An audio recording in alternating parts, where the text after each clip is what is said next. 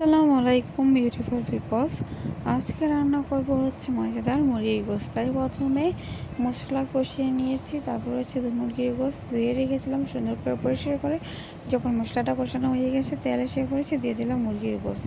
এখন এটাকে সুন্দরভাবে নাড়াচাড়া করে দিব, যাতে হচ্ছে মশলার সাথে মুরগির গোশতটা মিক্স হয়ে যায়। তারপর হচ্ছে কিছুক্ষণ ঢাকনা দিয়ে রান্না করে নিব। তারপর কিছুক্ষণ পরে ঢাকনা খুলে এখন হচ্ছে এগুলোকে একটু নাড়াচাড়া করে দিব, যাতে পোড়া না লেগে যায়। তারপর হচ্ছে সুন্দর করে আমি নাড়াচাড়া করে দিচ্ছি। তারপর হচ্ছে দিয়ে দিলাম আলুটা আগে সুন্দরভাবে ধুয়ে রেখেছিলাম কেটে। আলু দিয়ে এখন নাড়াচাড়া করে দিচ্ছি সুন্দর করে। তারপর হচ্ছে কষানোর জন্য রেখে দিব। তারপর হচ্ছে যে এখন আমি কষিয়ে নিতেছি সুন্দর করে।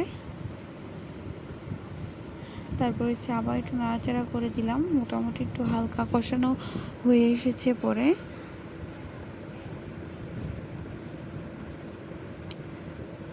তারপর হচ্ছে যে পানি দিয়ে দিলাম। এখন আমি মুরগি গোশতটা কষানো হয়ে গিয়েছিল, পরে ঝোল ঝোল রান্না করব, তাই হচ্ছে একটু বেশি করে পানি দিলাম। এখন হচ্ছে এটাকে নাড়াচাড়া করে কিছুক্ষণের জন্য ঢাকনা দিয়ে আমি রান্না করে নিব, যতক্ষণ না পর্যন্ত আলুটা সিদ্ধ হয় বা মুরগির গোশতটা সিদ্ধ হয়। এই তো ঢাকনা খুলে কিছুক্ষণ পরে নাড়াচাড়া করে নিব, আর হচ্ছে দেখব যে আলুটা সিদ্ধ হয়েছে কি না। একটা আলু হচ্ছে আমি ভেঙে দেখব। এই তো আমার আলুটা একদম সিদ্ধ হয়ে গেছে, ধরতে ভেঙে যাচ্ছে। তারপর হচ্ছে নাড়াচাড়া করে এখন হচ্ছে এটা কিছুক্ষণ রান্না করে নিব। আর আলুটা সিদ্ধ হয়ে আসার পরে হচ্ছে ঢাকনা ছাড়াই রান্না করলে তাড়াতাড়ি হয়। তারপর হচ্ছে মুরগি গোশত রান্না হয়ে গেছিলো। এখন রান্না করবো হচ্ছে কাতল মাছ। তাই হচ্ছে দিয়ে দিলাম তেল, তারপর হচ্ছে লবণ, তারপর হচ্ছে মাছ হলুদ মরিচ মাখিয়ে সুন্দরভাবে কিছুক্ষণের জন্য রেখে দিলাম। তারপর হচ্ছে মাছগুলো কড়াইতে ভাজার জন্য দিয়ে দিলাম। তেল দেওয়ার পরে একটু লবণ দিলে মাছটা কখনোই আর লেগে যায় না। তারপরে হচ্ছে যে প্রত্যেকটা মাছ সুন্দরভাবে দিয়ে দিয়েছি। এখন এগুলোকে কড়া করে ভেজে নেব। এগুলো কড়া তেল গরম করে দিয়েছিলাম, তারপর কেন জানি একটু মাছটা লেগে যেতেছিল। তারপর হচ্ছে অনেক কষ্ট করে উল্টাইতে হয়েছে, আমার মাছটা একটু ভেঙেও গিয়েছিল।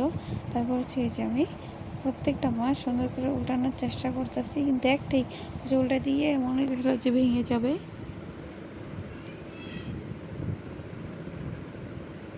তারপর হচ্ছে যে সুন্দরভাবে মাছ করে উল্টে দিয়েছি, তাও হচ্ছে একটু ভেঙে গিয়েছিল। তারপর হচ্ছে আমি মাছগুলো নামিয়ে মশলা কষিয়ে নিতেছিলাম সুন্দর করে। তারপর হচ্ছে পানি দিয়ে দিলাম।